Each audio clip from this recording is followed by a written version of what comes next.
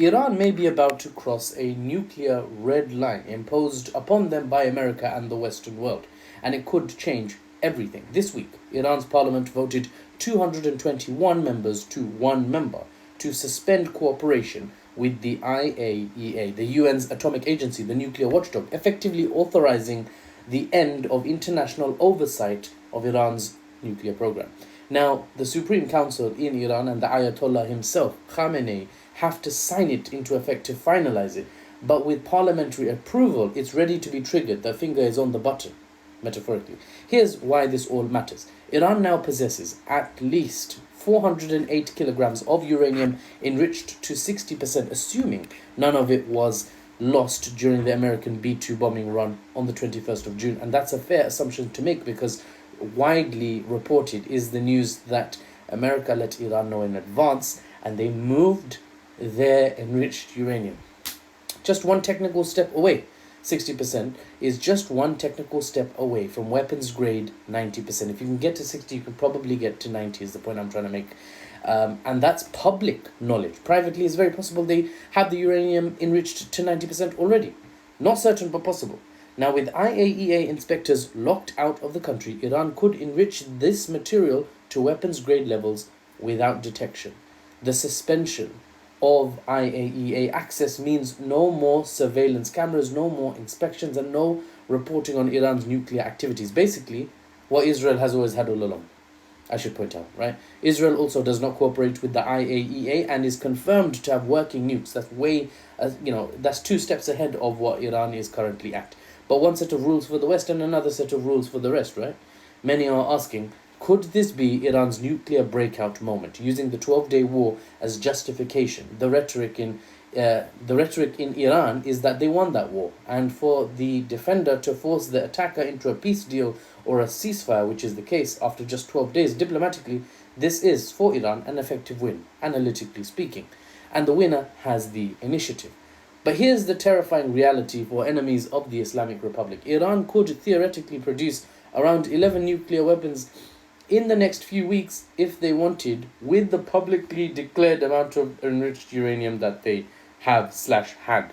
Remember, Iran's official stance is still that they don't want to pursue the bomb. No nation, I should add here, is 100% honest. They say what will suit them in that moment in time. Everyone, Iran is no exception.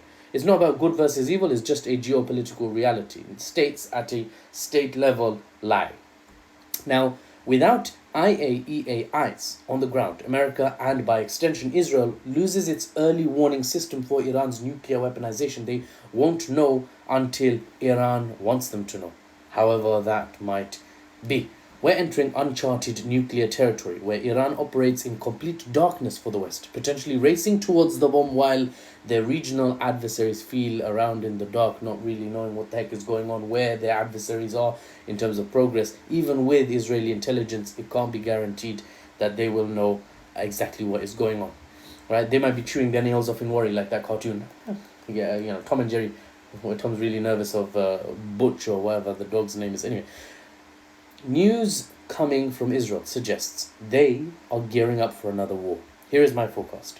Expect Iran at a moment it deems opportune to withdraw from the Nuclear Non-Proliferation Treaty, citing the article within the treaty that allows for legal withdrawal, ominously named Article X, which says that in the case of extraordinary events, a signatory, Iran in this case, may leave the treaty with 3 months' notice. Then sometime after 3 months, possibly even within the 3 months, if they feel brave enough, if they feel ready to deal with the potential backlash, with the potential restart of the conflict with Israel, Iran will announce they have successfully built it. That's my forecast.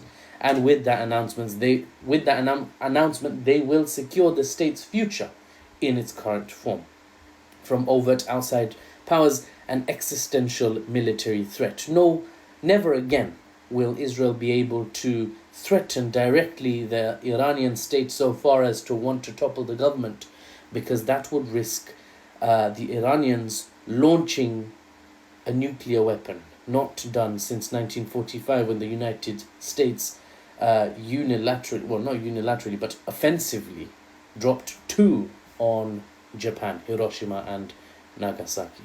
Time will tell how things turn out.